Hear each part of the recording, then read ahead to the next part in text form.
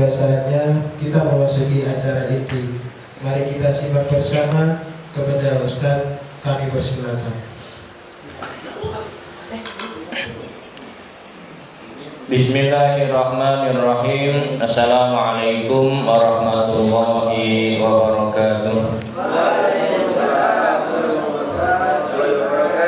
Alhamdulillahirabbil alamin wassalatu wassalamu ala sayyidina Muhammadin wa ala alihi wa sahbihi ajma'in wa ba'du. Bapak-bapak, ibu-ibu, saudara-saudari sekalian yang berbahagia, alhamdulillah hari ini kita bisa melanjutkan kajian kita tentang kitab Tafsir Jalalain. Bismillahirrahmanirrahim. Wa in aradtum istibdala zawjin makana zawj wa ataitum ihdahunna qintaran fala ta'khudhu minhu syai'an ata'khudhunahu buhtanan wa isman mubina. Ayat ini melanjutkan ayat sebelumnya tentang larangan mewarisi apa kemarin itu, la yahillu lakum antarisun nisa'a karha, larangan mewarisi perempuan yang dahulu adalah mungkin istri-istri bapaknya.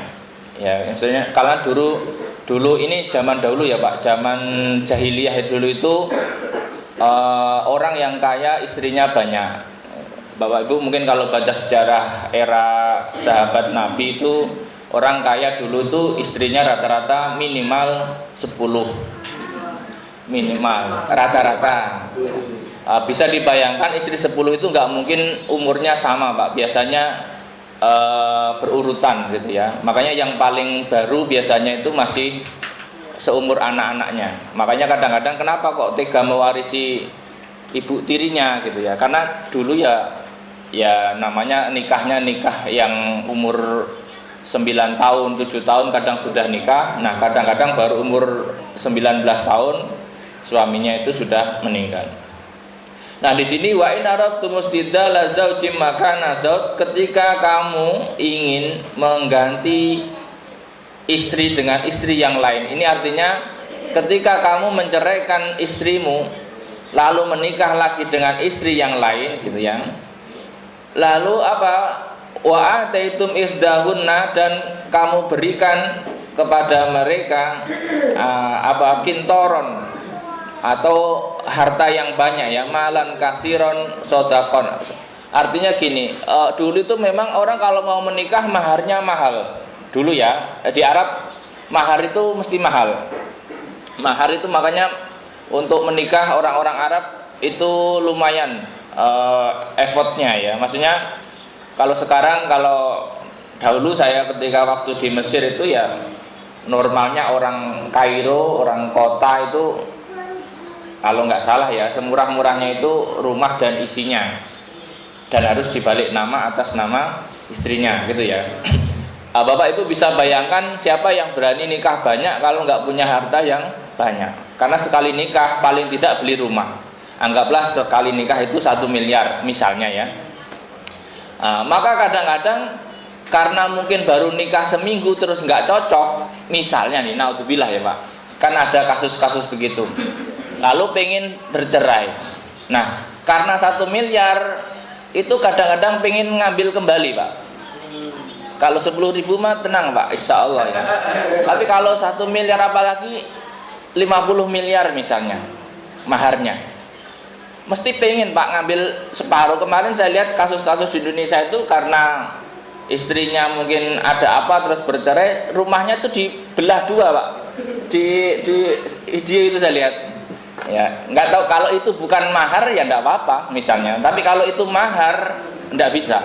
Maka di sini kalau mahar itu tidak bisa ditarik balik. Nah, di Indonesia ini uniknya maharnya kecil-kecil, seserahannya yang banyak. Jadi kalau ada yang narik balik, yang boleh ditarik balik seserahannya ya. Jadi ngerti celah ya.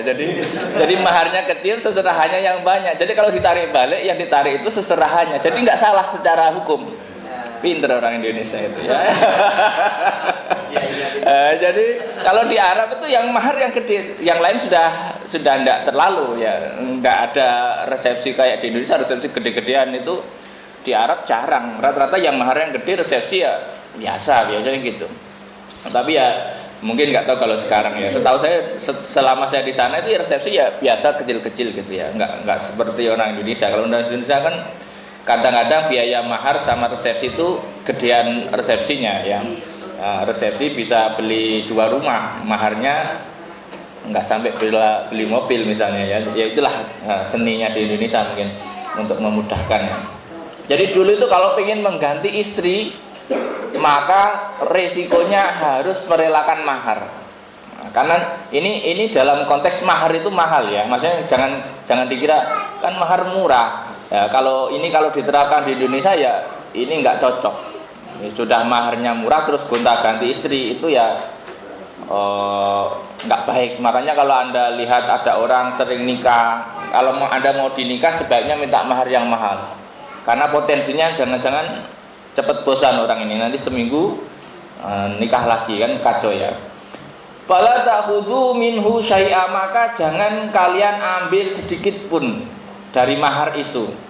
Ata'khudhunahu buhtanan, apakah kamu akan mengambil mahar itu dulman ya secara dolim, wa isman dan secara berdosa ya, mubinan secara terang-terangan, wa isma mubina dan dosa secara terang-terangan ya.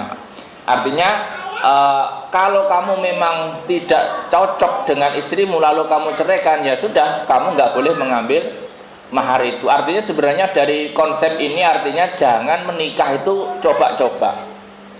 Baru nikah seminggu tiba-tiba berantem sedikit langsung cerai, jangan. Makanya kalau mau menikah disarankan memang istikharah dan punya semangat untuk semangat untuk bersama ya. Jadi pertengkaran kecil-kecil itu bagian dari seni gitu ya, tapi jangan kemudian dikit-dikit cerai. Kadang ada orang itu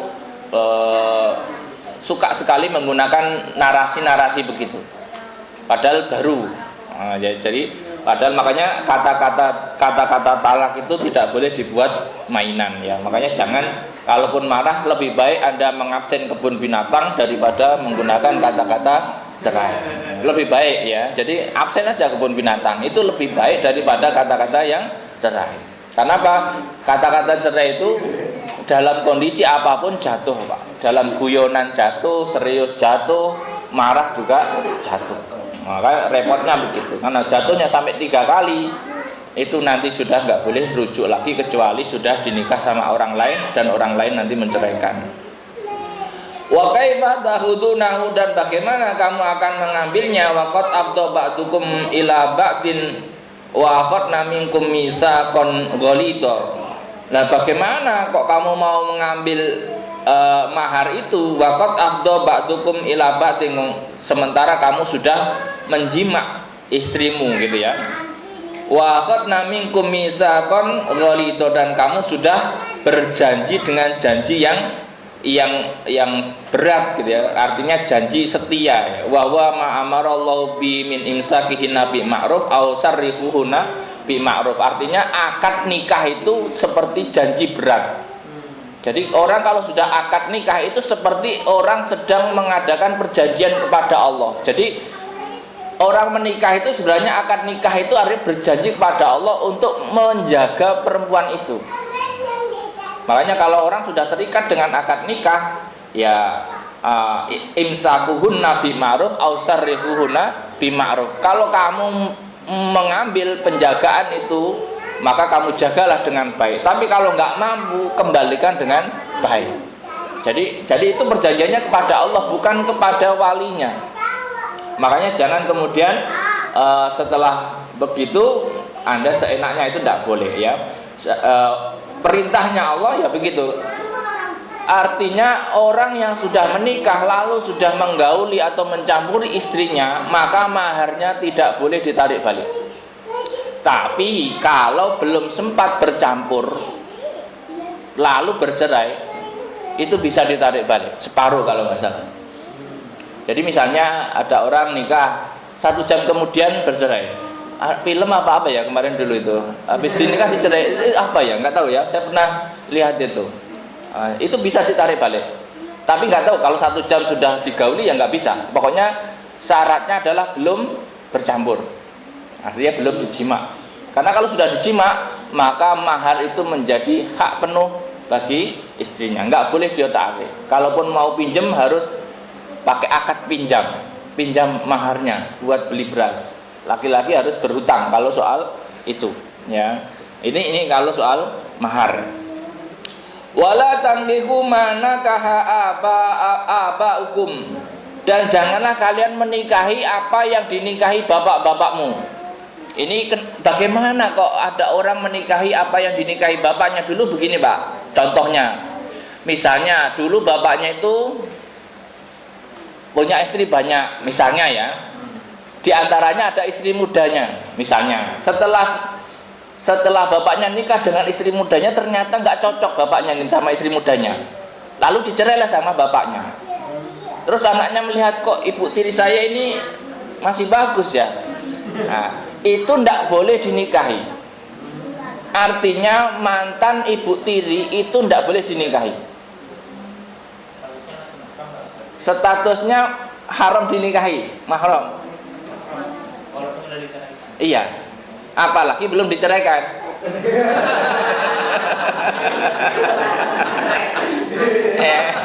Ini di Indonesia itu kadang-kadang banyak kasus-kasus yang unik ya. Nanti ini tapi untungnya kita zaman kita ini kan orang punya istri banyak ini jarang ya. Tapi nggak tahu, takutnya ada orang punya istri banyak tapi nggak tahu anaknya kalau itu istri bapaknya dulu. Itu yang bikin repot nanti. Maksudnya makanya kalau nikah sebaiknya dideklar saja ini dulu istrinya bapakmu, misalnya begitu, lebih aman. Takutnya nanti anaknya pengen menolong janda-janda muda kan repot gitu ya. Ya itulah ya.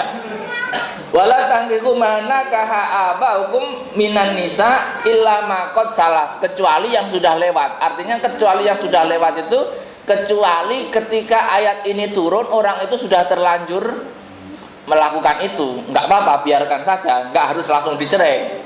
Maksudnya jangan sampai waktu itu ayat ini turun tiba-tiba yang menikahi mantan bapaknya terus diceraikan, nggak boleh juga. Artinya yang lalu biarlah berlalu, tapi mulai hari ini, mulai ayat ini turun, maka jangan melakukan menikahi sesuatu, artinya menikahi seseorang yang dulu pernah dinikahi bapakmu. Karena dulu itu orang nikah itu kadang-kadang masanya pendek Pak. Dulu itu Bapak Ibu bisa bayangkan ya, perjalanan misalnya dari Surabaya ke Jakarta itu seminggu misalnya. Nah di Jakarta karena dia punya kegiatan 1 bulan, kadang-kadang di Jakarta itu nikah Pak. Nah setelah 1 bulan dia mau pulang ke Surabaya, dicerai Pak istrinya. Dulu itu nggak ada catatan pernikahan itu, makanya membingungkan.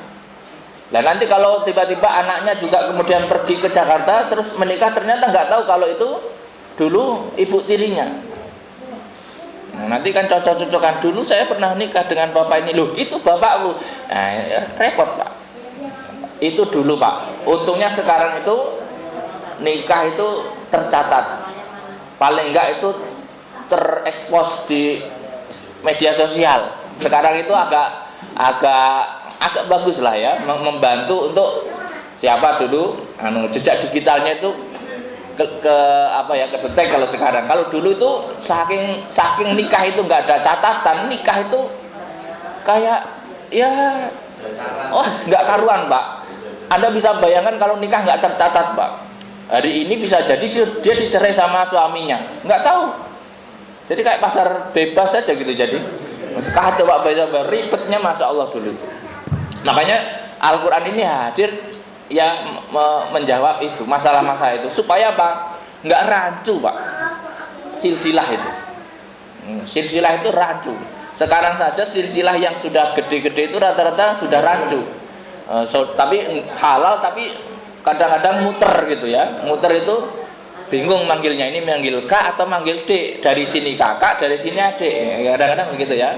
dari sini mbah, dari sini apa misalkan gitu ya. Jadi memang kadang-kadang, tapi itu nggak apa-apa, yang penting tidak dilarang gitu ya. Kadang keluarga besar rata-rata bulat ininya, silsilahnya ya, tapi tidak apa-apa, seni itu ya.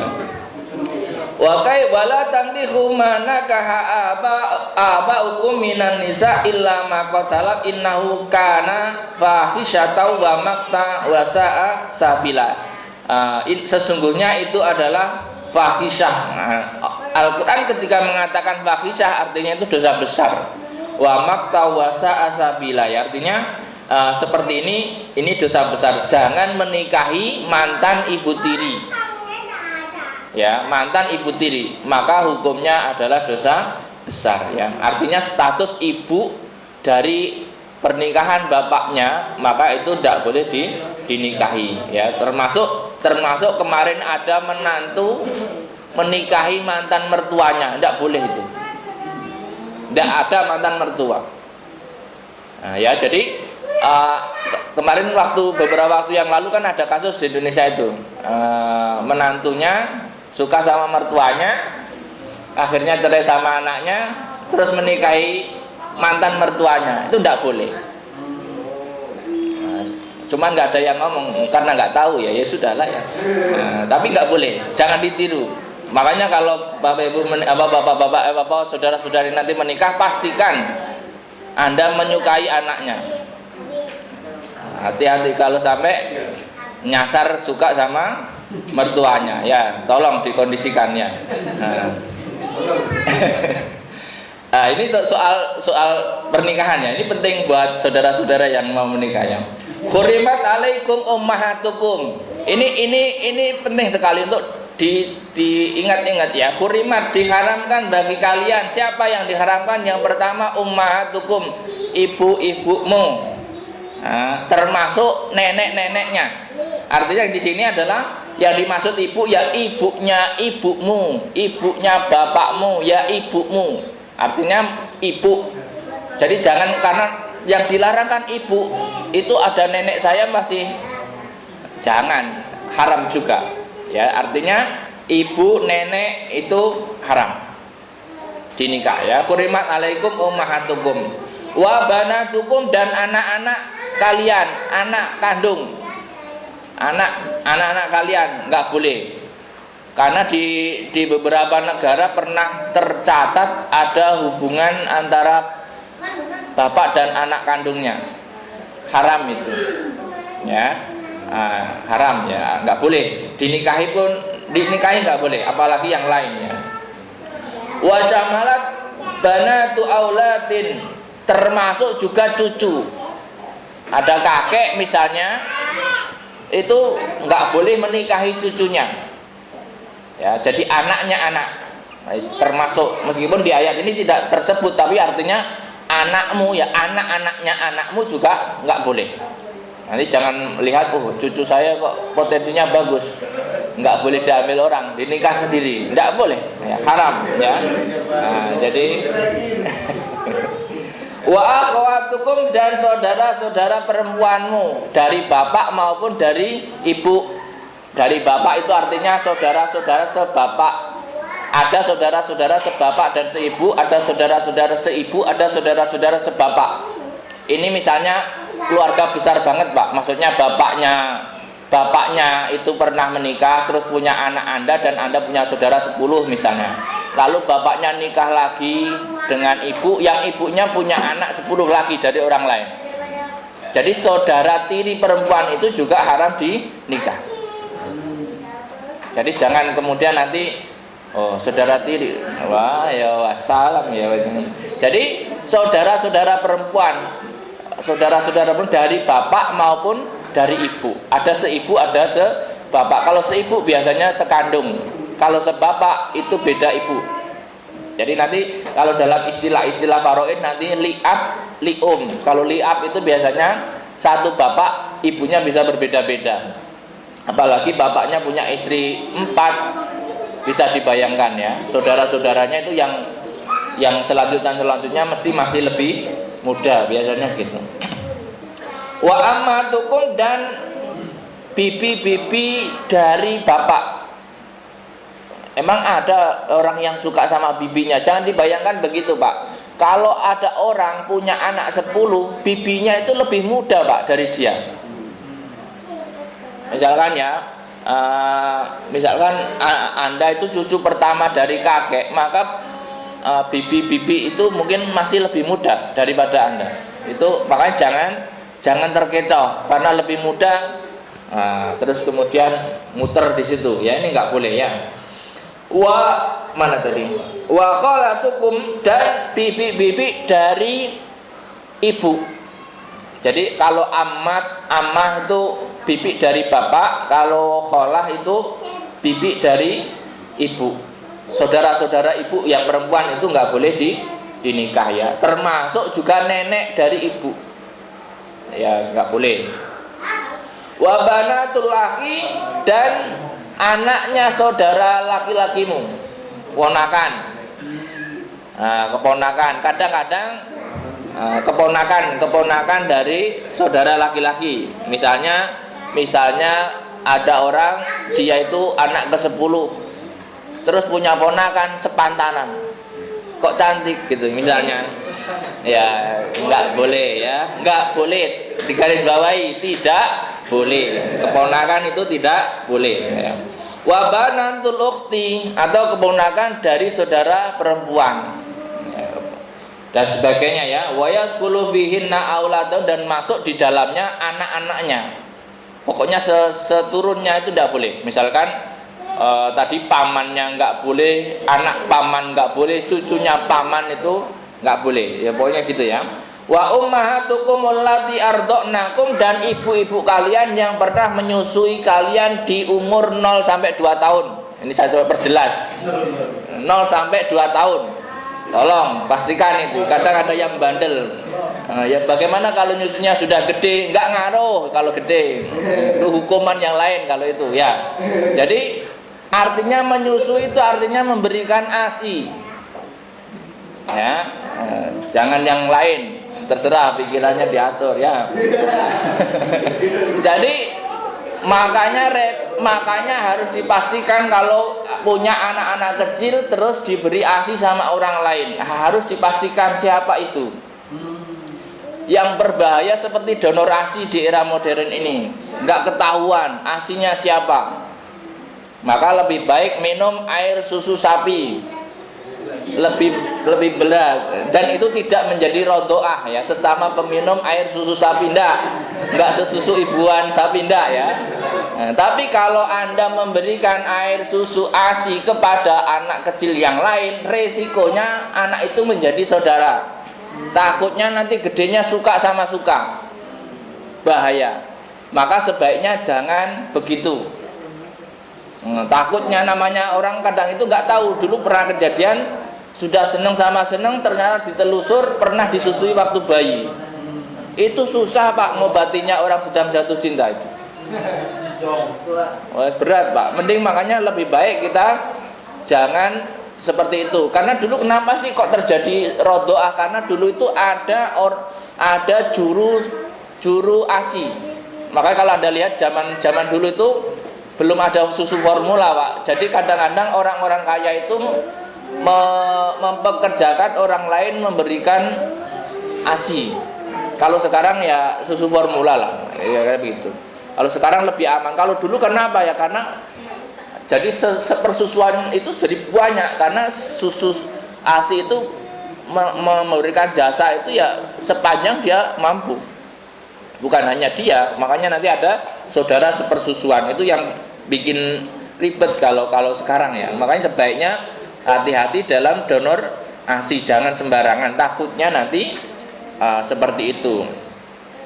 Kemudian wa banatul akhi wa banatul ukhti wa ummahatukum allati arda'nakum wa akhwatukum minar radha'ah. Ibunya susu persusuan tadi nggak boleh Anda nikah. Saudara-saudara yang sama-sama menyusu ASI itu juga nggak boleh Anda nikah ya.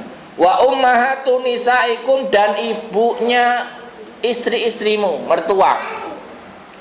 Ya, mertua dan mantan mertua tetap nggak boleh. Ya, kecuali nggak sempat digauli tadi istrinya ya. dan sebagainya. Kalau istrinya belum sempat digauli mungkin mertuanya masih boleh, tapi kalau sudah digauli ya kayak tadi, kayak posisi nanti kayak posisi anak tiri ya. Waroba ibukumul ladzi fi hujurikum, dan anak-anak tirimu. Anak tiri, misalnya ada orang menikahi seorang perempuan yang sudah punya anak, maka anak-anak tiri itu tidak bisa dinikahi meskipun nanti ibunya sudah cerai atau sudah meninggal. Ya, jadi anak tiri itu hukumnya menjadi ya mahram ya.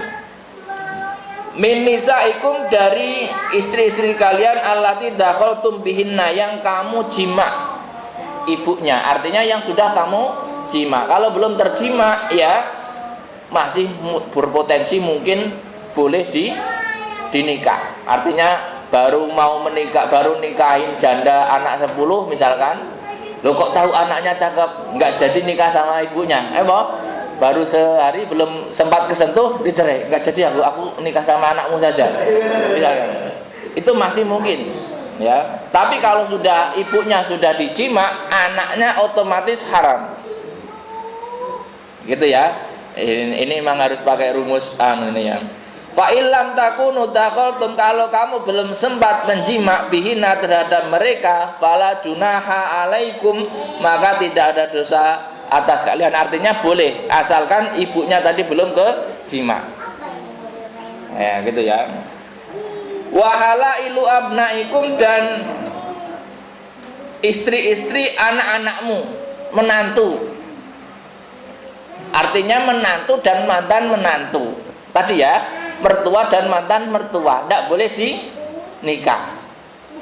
Ini kadang-kadang orang di Indonesia seenaknya saja itu ya, ngawur itu bikin.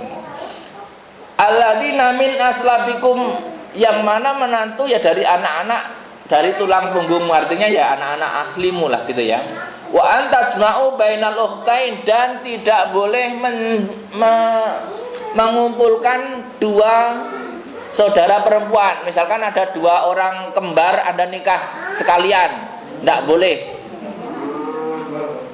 mentang-mentang sekalian ya, wah, tidak boleh ya.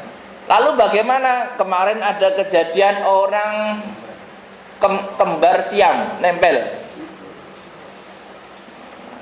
tapi ininya satu, badannya satu, kepalanya dua. Kalau itu saya belum tahu jawabannya ya. Itu ukhtain tapi barangnya satu.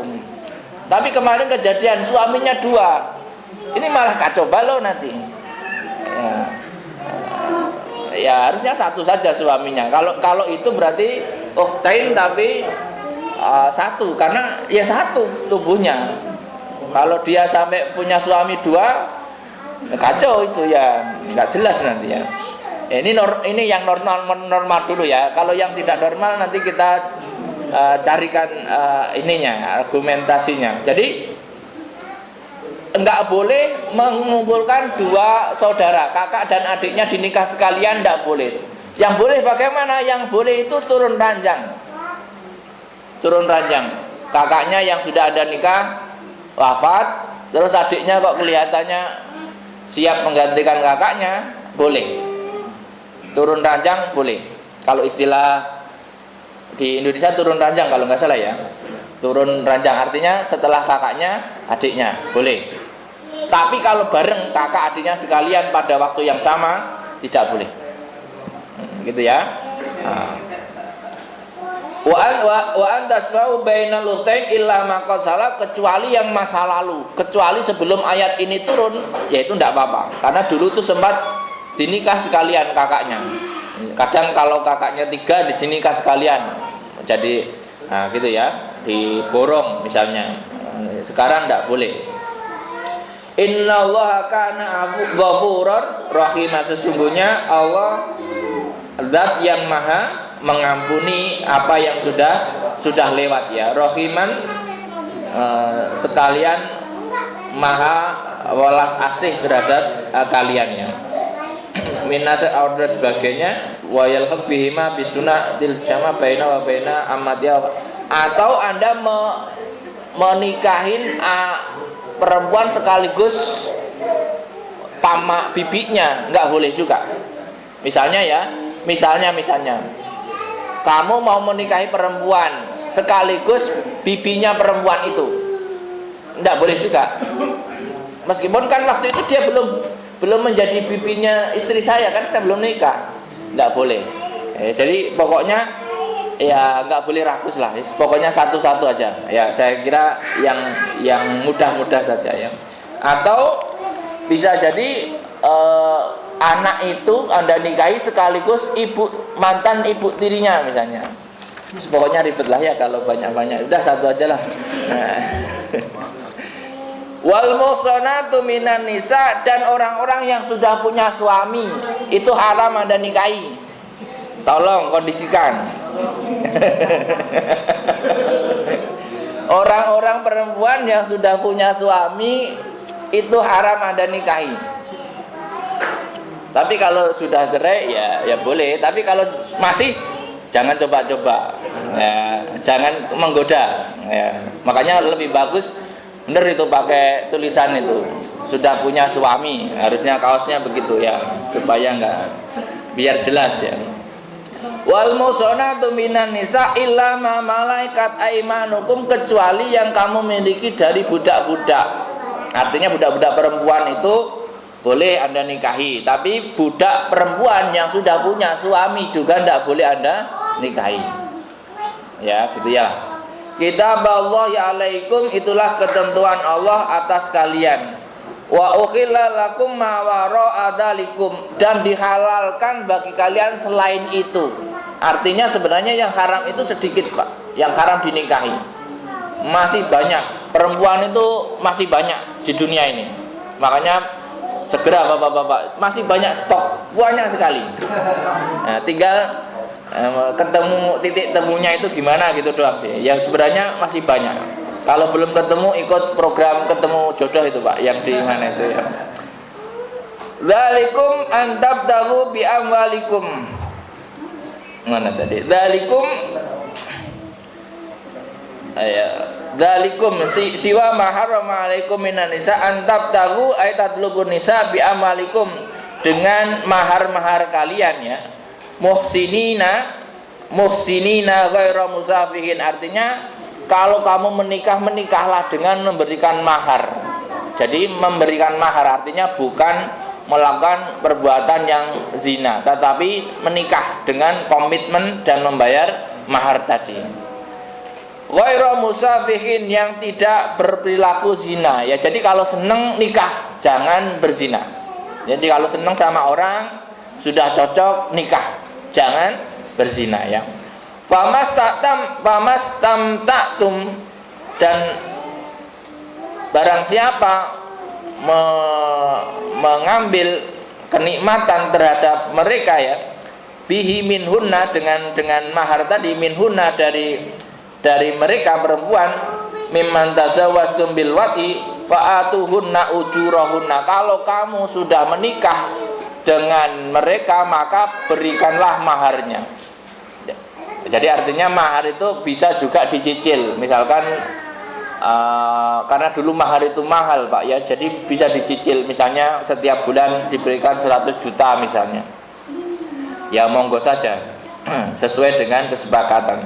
Fa'atuhunna ujurahunna muhurahunna allati faradtum lahunna, karena mahar ini hukumnya wajib ya, fardu, faridotan ya, selaku wajib. Wala junaha alaikum fima taradaitum, dan tidak ada dosa atas kalian atas apa yang kalian saling ridho. Artinya gini, sudah memberikan mahar habis-habisan lalu Anda menikah mulai dari nol, yang penuh istrinya, maksudnya yang Anda nol, rekeningnya Anda nol karena maksimal untuk mahar. Misalnya Anda mau nikah maharnya 2 miliar dan Anda hanya punya 2 miliar 10 ribu misalnya, lalu 2 miliar Anda bayarkan dan Anda hidup mulai dari nol.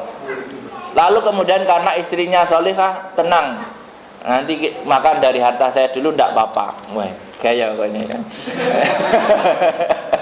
Kalau saling ridho boleh nggak? Boleh. Makanya cari perempuan yang seperti itu Pak.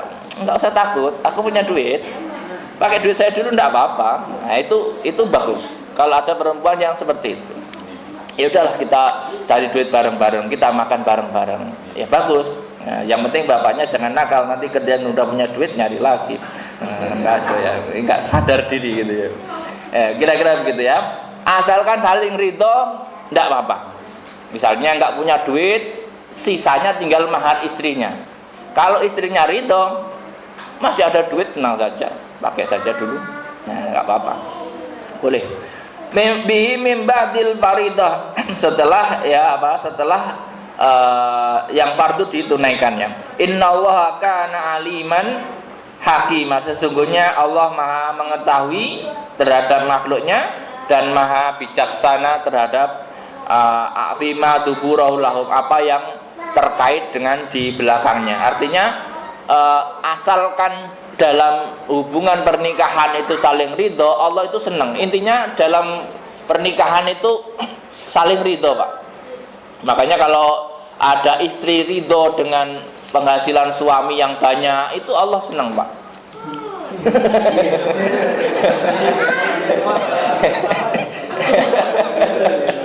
Lo kan bener gak ya? Terus kalau ada suami ridho memberikan istri uang yang banyak, itu juga Allah senang. Artinya sedikit pun juga senang gitu loh, asalkan ridho. Ya, contoh kan enak yang baik toh Pak ya. Pokoknya kalau sudah dikasih banyak kok masih cerewet, masih gak ridho, itu artinya Allah ndak senang. Ya syukur-syukur, dikasih berapapun disyukuri, disenangi, alhamdulillah ya. Waman lam yastati minkum, dan barang siapa di antara kalian tidak sanggup taulan untuk melakukan pernikahan ya, wama lam yastati minkum taulan ayangkihul muhsanat al mukminat, barang siapa tidak mampu membiayai pernikahan dengan orang-orang merdeka atas mahar yang luar biasa gitu ya, maka solusinya bagaimana? Famimma malakat aimanukum, ya sudah dari budak-budak perempuanmu. Jadi kalau nggak kuat menikah dengan orang merdeka, dulu disarankan sudah nikah sama-sama budak, lebih murah. Ya, dulu itu orang merdeka mukmin itu mahal, Pak, karena dulu stoknya sedikit, makanya mahal. Itu hukum ekonomi, Pak. Stok sedikit, kebutuhan banyak, mahal. Nah sekarang saya kira ya orang merdeka semua. Kalau sekarang nggak ada orang yang budak ya. Wa mimma malakat aimanukum min fatayatikumul mukminat, cari budak-budak yang mukmin juga. Dulu itu ada harganya, Pak. Budak mukmin itu lebih mahal daripada budak yang tidak mukmin. Karena budak yang mukmin stoknya juga sedikit. Jadi gitu, apalagi orang merdeka yang mukmin stoknya sedikit, makanya mahal ya waktu itu. Wallahu a'lamu biimanikum, Allah ngerti imanmu, artinya Allah itu ngerti imanmu. Iman artinya gini loh, Allah itu ngerti sahabatmu itu nggak karuan. Artinya maka dikasih solusi, kalau nggak kuat nikah dengan mahar yang mahal, nikahlah dengan mahar yang kecil. Lah siapa yang mau mahar kecil, ya kamu cari siapa yang mau. Kalau bahasa sekarangnya, kalau kamu nggak mampu menikahi artis, nikahi saja orang-orang yang bukan artis, lebih kecil maharnya.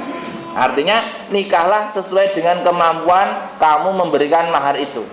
Jangan memaksakan idealis, pokoknya saya harus punya istri hidungnya mancung 35 derajat misalnya. Nah, itu kan memaksakan idealis, ya berat. Makanya kenapa orang-orang itu kadang-kadang nggak mudah ketemu, karena idealisnya terlalu tinggi, kemampuannya rendah. ini enggak maksudnya kalau misalkan kok susah ketemu ya karena barangkali kita sedang idealis, maka coba losin aja idealisnya. Oh terserah, yang penting perempuan, insya Allah cepet. Tapi nggak gitu-gitu amat ya. Kalau punya modal ya paling tidak disesuaikan dengan modalnya, karena ada ongkos perawatan, ada ongkos macam-macam kan.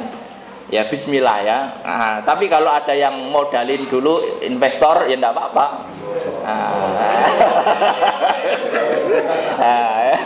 Nah, kadang-kadang butuh investor untuk memulai jadi namanya juga usaha kan gitu ya. Ya jadi mana tadi? Muhsanatin mana wa'atuhunna pamimma malakat aymanukum min fatayatikumul wallahu a'lamu biimanikum faktahu bidohiriha wa kulu syara'ir ilaihi fa innahu alimum. Artinya gini, kamu nggak usah nyari yang ya Allah saya nyari itu yang solihah, yang terlalu ribet kata Allah. Udahlah pokoknya kamu lihat saja fisiknya. Kamu tuh kalau nyari yang solihah benar-benar belum tentu tahu. Yang tahu itu hanya Allah. Artinya kalau mau menikah jangan terlalu ngukur yang idealis. Apa empat itu hartawan, cantik, terus nasabnya bagus. Satu lagi apa ya? Pintar. Linasa biha wali. Agamanya bagus. Ya, jadi paling mudah kalau menurut ayat ini paling mudah apa? Kamu lihat fisiknya. Kalau kamu senang sudah berangkat. Soalnya yang bikin Anda tenang itu fisiknya. Nah, terserah kalau kamu yang bikin tenang kelakuannya, cari kelakuannya.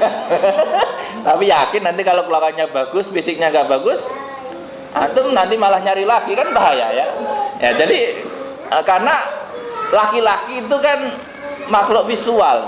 Makanya kalau ya Allah Maha tahu lah kira-kira Allah gayamu kan gitu.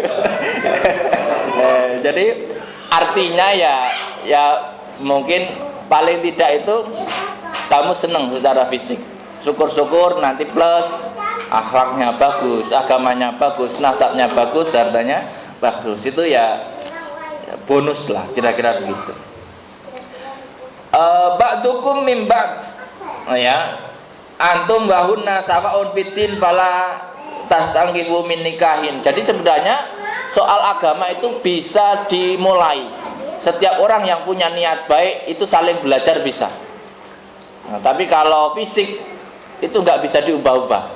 Ya, misalnya hidungnya pesek, jangan diubah jadi madung, malah nggak boleh kan gitu kira. Makanya pastikan Anda sudah senang secara fisik. Nanti setelah itu yang lain dibenerin. Kira-kira yang lain itu bisa dibenerin. Tapi kalau fisik hanya bisa dipoles dikit kan. Kalau diubah malah bingung nanti ya.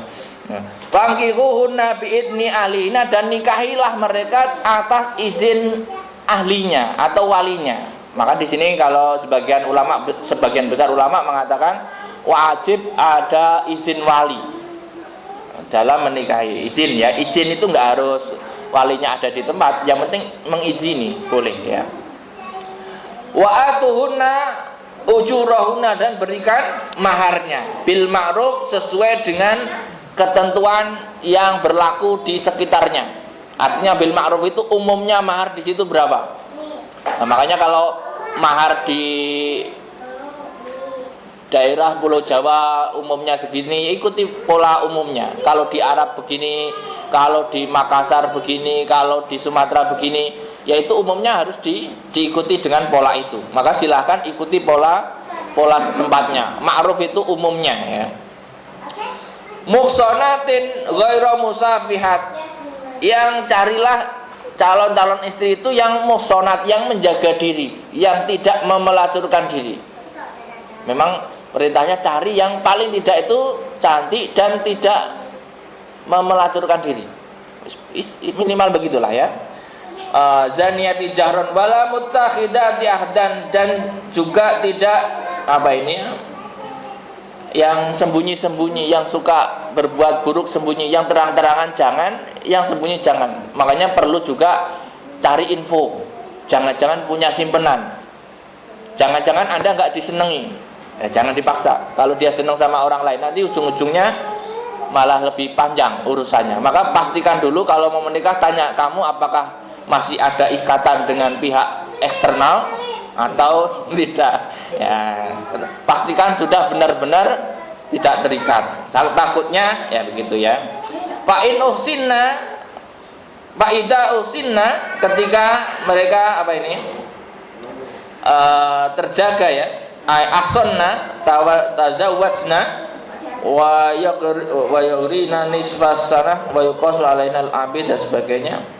Wa in ahsonna mana?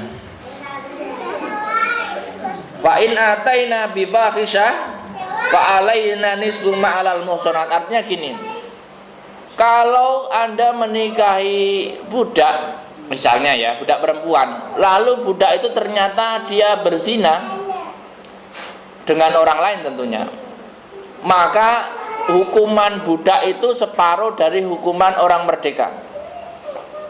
Jadi ini dulu ya, jadi kan dulu gimana ya kasusnya, budak itu kan punya tuan.